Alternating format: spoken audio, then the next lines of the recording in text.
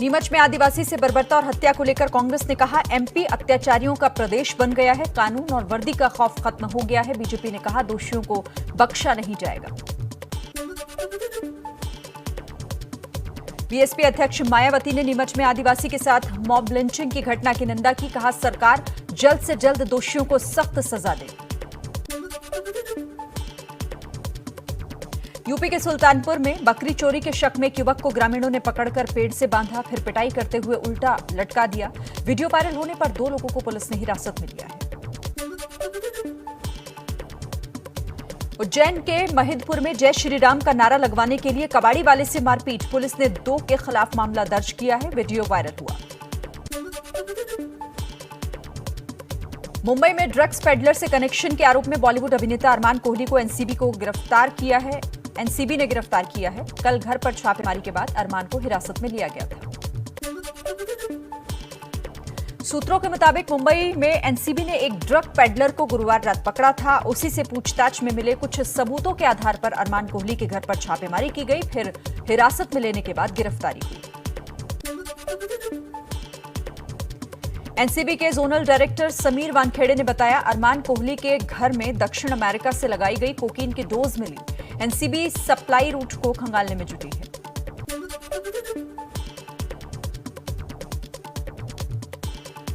मन की बात कार्यक्रम में बोले प्रधानमंत्री, 41 साल बाद हॉकी में आई जान, पदक के बाद ही सच्चा आनंद, सब खेले का नारा दिया। टोक्यो पैरालंपिक्स के टेबल टेनिस मुकाबले में भाविना पटेल ने सिल्वर मेडल जीतकर रचा इतिहास, भारत को पहला पदक दिलाया। गुजरात के मेहसाणा में भाविना के घर पर जश्न मनाया गया। पीएम मोदी ने भाविना बेन का सिल्वर मेडल जीतने पर फोन कर उन्हें बधाई दी। ट्विटर पर लिखा, भाविना बेन ने इतिहास रचा, इनकी जीत से युवाओं को प्रेरणा मिलेगी।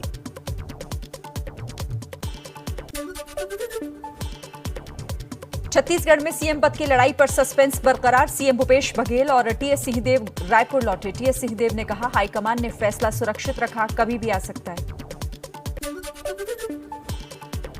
पंजाब कांग्रेस में भी कलह जारी, सीएम कैप्टन अमरिंदर सिंह ने अचानक पूर्व सीएम राजेंद्र कौर भट्टल से उनके आवास पर जाकर मुलाकात की। कयासों का दौर शुरू।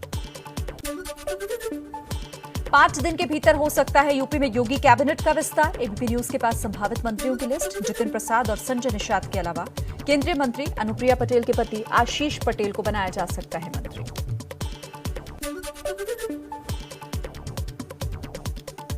अयोध्या में 2 दिन की बैठक के बाद राम जन्मभूमि तीर्थ क्षेत्र ट्रस्ट का दावा, मंदिर की नींव का बचा हुआ काम 15 सितंबर तक होगा पूरा।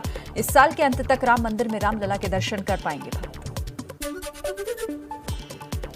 राष्ट्रीय खेल दिवस पर आज समाजवादी पार्टी पूरे यूपी में खिलाड़ी घेरा का आयोजन कर रही है। खिलाड़ियों की बेहतरी के लिए आवाज उठाने का ऐलान, ट्वीट कर अखिलेश बोले, सत्ता की नींव हिला दें। यूपी के माफिया डॉन मुख्तार अंसारी के बड़े भाई सिबगतुल्लाह अंसारी समाजवादी पार्टी में शामिल। मोहम्मदाबाद के पूर्व विधायक सिबगतुल्लाह को अखिलेश यादव ने पार्टी की सदस्यता दिलाई।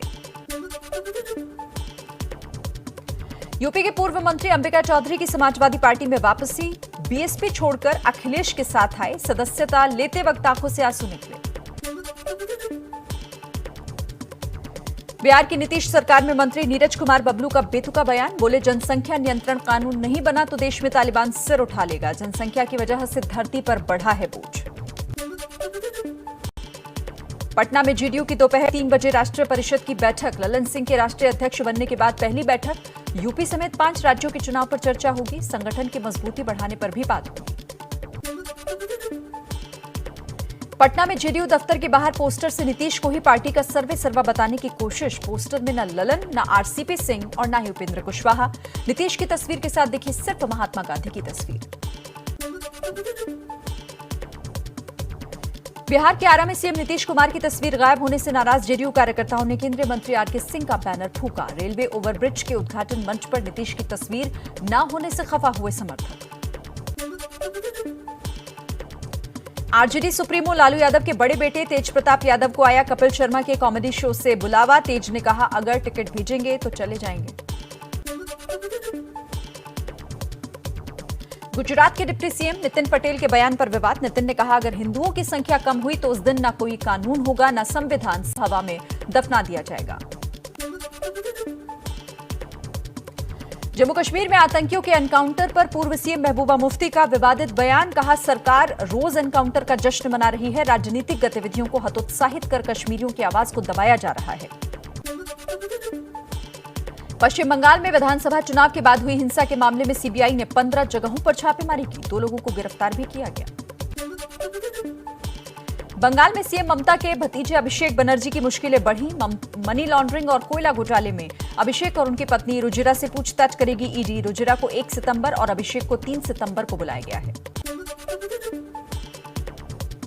भतीजे अभिषेक बनर्जी को ईडी के नोटिस पर सीएम ममता का बीजेपी पर हमला। कहा, हमारे खिलाफ एजेंसियों का इस्तेमाल करके डरा नहीं सकते, बीजेपी को सत्ता से बाहर करने तक लड़ाई लड़ेंगे। अभिषेक बनर्जी ने भी बीजेपी पर निशाना साधा। बोले, टीएमसी हर उस राज्य में जाएगी जहां बीजेपी ने लोकतंत्र की हत्या की है। अधिकारों के लिए हम अपने खून की आखिरी बूंद तक लड़ेंगे। यूपी के रामपुर में लोगों ने मंत्री बलदेव सिंह औलख का काफिला रोककर कीचड़ भरी सड़क पर चलाया। शर्मिंदा मंत्री ने खस्ताहाल हालत के लिए नगर पालिका के अधिकारियों की क्लास लगाई। अमेरिकी राष्ट्रपति जो बाइडेन का बड़ा बयान। कहा, अफगानिस्तान में काबुल एयरपोर्ट पर अगले 24 से 36 घंटे में हो सकता है फिर से हमला। आईएसआईएस के खिलाफ कार्रवाई जारी रखने की बात कही। अमेरिकी राष्ट्रपति बाइडेन आईएसआईएस को चेतावनी देते हुए उन्होंने कहा, ड्रोन स्ट्राइक को आखिरी न समझे, काबुल धमाकों के गुनहगारों को छोड़ेंगे नहीं। अमेरिका के विदेश विभाग का बयान। अफगानिस्तान में अब भी करीब फंसे हैं हमारे 350 नागरिक। तालिबान ने अफगानिस्तान से अमेरिका के वापस जाने की 31 अगस्त तक की दी है मियाद।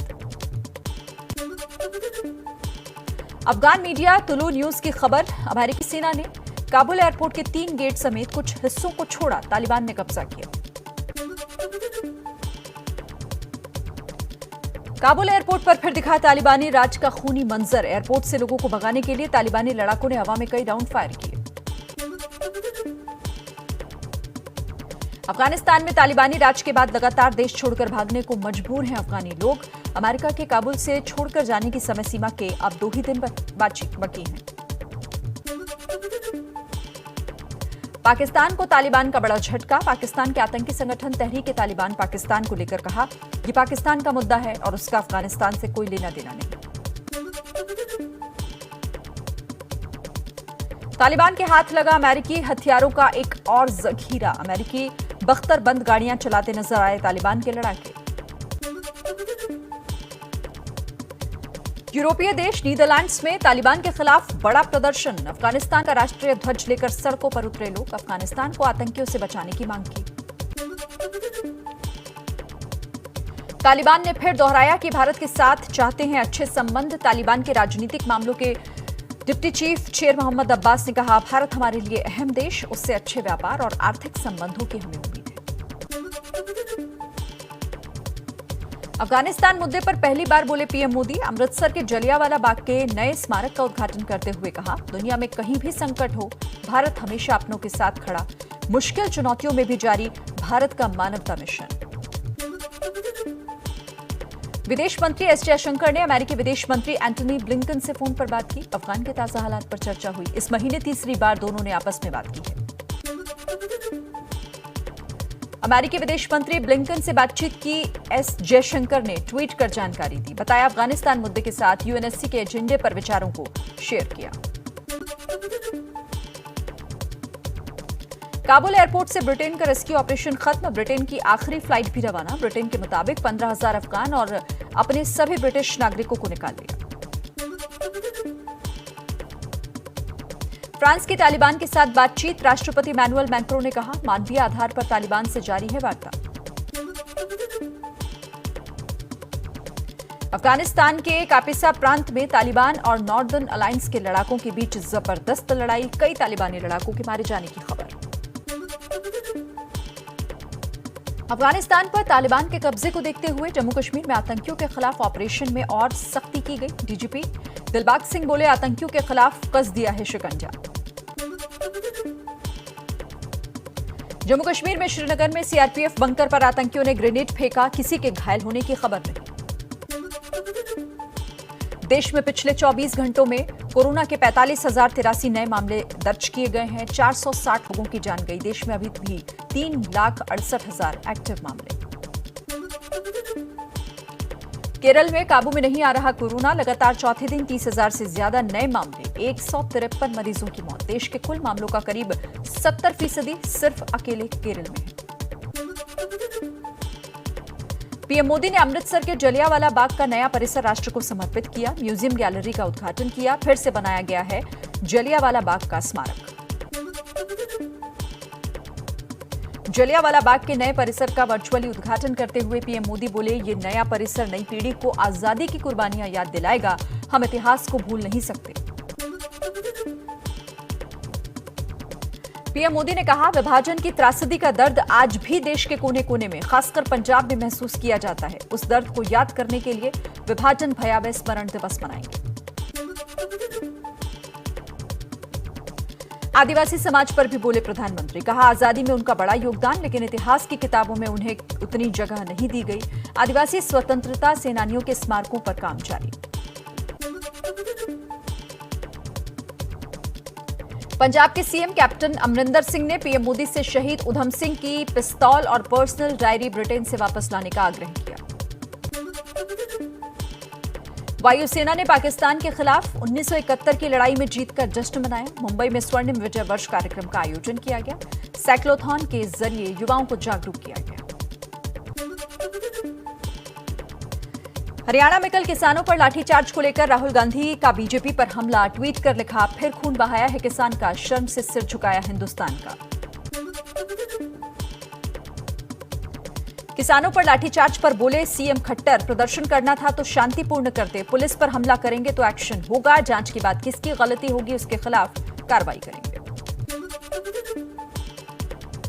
राकेश टिकैत बोले, किसानों पर करनाल में अत्याचार किया गया। सरकार का टारगेट 5 सितंबर को होने वाली मुजफ्फरनगर की किसान महापंचायत। वो चाहती है कि हरियाणा के लोग इसमें ना पहुंच पाएं।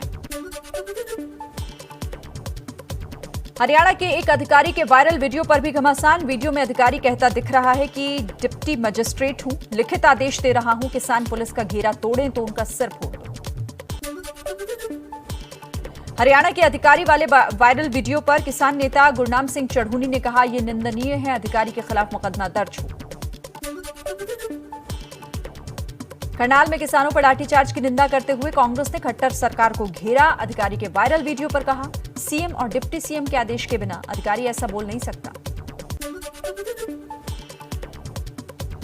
सीएम हेमंत सोरेन ने झारखंड औद्योगिक और निवेश प्रोत्साहन नीति 2021 का लोकार्पण किया। 10,000 करोड़ के निवेश के साथ करीब 2 लाख लोगों को रोजगार मिलने की उम्मीद। झारखंड इन्वेस्टर समिट में टाटा स्टील, डालमिया भारत, आधुनिक पावर और स्टील अथॉरिटी ऑफ इंडिया समेत कई कंपनियों का राज्य में बहुत जल्द बड़े निवेश का वादा। सीएम हेमंत सोरेन की मौजूदगी में कंपनियों ने करीब 10,000 करोड़ के एमओयू पर साइन किए। राजस्थान में आज पंचायत चुनाव के दूसरे चरण के लिए मतदान। शाम 5:30 बजे तक होगी वोटिंग। पहाड़ों पर लगातार बारिश की वजह से यूपी के बिजनौर जिले में गंगा समेत सभी नदियों का पानी खतरे के निशान के करीब। जमीन का कटान होने से मुसीबत में है लोग। किसानों की सैकड़ों बीघा में लगी गन्ने और धान की फसल हुई बर्बाद। बलरामपुर में राप्ती नदी खतरे के निशान से 20 सेंटीमीटर ऊपर। 150 गांव राप्ती के पानी से घिरे। गांव के लोग घर छोड़कर सुरक्षित स्थानों पर जाने को है मजबूर। यूपी के सिद्धार्थनगर में राप्ती नदी का कहर। डुमरियागंज तहसील में कई गांव पानी से घिरे। आने जाने के लिए नाव की ही एकमात्र सहारा है। पटना के दीघा घाट और नासरीगंज घाट पर गंगा नदी का जलस्तर अब थमा, लेकिन पटना के कई इलाके समेत पटना दियारा अब भी जलमग्न। प्रशासन की पानी निकासी की कोशिश नाकाम। वैशाली जिले में बायां और झाझा नदी का कहर। कई पंचायत पूरी तरह जलमग्न। कई गांव का संपर्क टूटा। सुपौल में पिछले 2 दिन से हो रही बारिश से जनता के साथ पुलिस प्रशासन पर भी मुसीबत। दफ्तर और थाने डूबे। 600 से ज्यादा घरों में भी भरा है पानी। उत्तराखंड में लगातार हो रही बारिश और लैंडस्लाइड की वजह से बद्रीनाथ और गंगोत्री हाईवे समेत 166 सड़कें एहतियातन बंद। राहत और बचाव का कार्य शुरू। एसडीआरएफ की टीम लगातार काम कर रही है। मसूरी में बारिश के दौरान लैंडस्लाइड, पहाड़ से सड़क पर गिरा मलबा। मसूरी देहरादून गलोगी पावर हाउस के पास लैंडस्लाइड की चपेट में कार आई, बाल बाल बचे कार सवार। हरिद्वार के राजाजी टाइगर रिजर्व पार्क से गुजरने वाली रवासा नदी उफान पर है। आसपास के गांवों पर बाढ़ का खतरा मंडरा रहा है। चमोली में भारी बारिश की वजह से लुदाऊ गदेरा इलाके में लकड़ी का अस्थायी पुल बहा। गांव के लोगों पर टूटी दोहरी मुसीबत। उत्तराखंड के चमोली में लैंडस्लाइड की चपेट में आने से बचा स्कूटी सवार, गाड़ी छोड़कर बचाई अपनी जान। उत्तराखंड के टिहरी में भारी बारिश के चलते मकान ढहा, 15 से ज्यादा मवेशियों की जान गई। घर में रहने वाला परिवार हादसे में बाल बाल बचा। ग्रेटर नोएडा के लोहारली टोल प्लाजा पर ट्रक ड्राइवर की सूझबूझ से टला बड़ा हादसा। ब्रेक फेल होने पर गाड़ियों को बचाते ट्रक को काबू किसी तरीके से किया। दाऊद इब्राहिम के करीबी फहीम मचमच की पाकिस्तान में कोरोना से मौत हो गई। मुंबई, कर्नाटक समेत कई राज्यों में फहीम के खिलाफ मामले दर्ज हैं। मुंबई के एंटीलिया कांड और मनसुख हिरेन केस में एनआईए ने सचिन वाजे की 2 दिन और सुनील मानी की 5 दिन हिरासत बढ़ाने की मांग की। 4 सितंबर को दाखिल हो सकती है चार्जशीट। दिल्ली कैंट में बच्ची के रेप मर्डर मामले में क्राइम ब्रांच ने पटियाला हाउस कोर्ट में 400 पन्नों की चार्जशीट दाखिल की है। 31 अगस्त को मामले की सुनवाई। फिट इंडिया मूवमेंट की दूसरी वर्षगांठ पर आज केंद्रीय खेल मंत्री Anurag Thakur fit India mobile app को लॉन्च करेंगे। हॉकी टीम कप्तान मनप्रीत सिंह, कई खिलाड़ी वर्चुअली इस कार्यक्रम से जुड़ेंगे। लीड्स टेस्ट में हारा भारत। इंग्लैंड ने भारत को पारी और 76 रन से हराया। भारत और इंग्लैंड के बीच 5 टेस्ट की सीरीज अब 1-1 की बराबरी पर।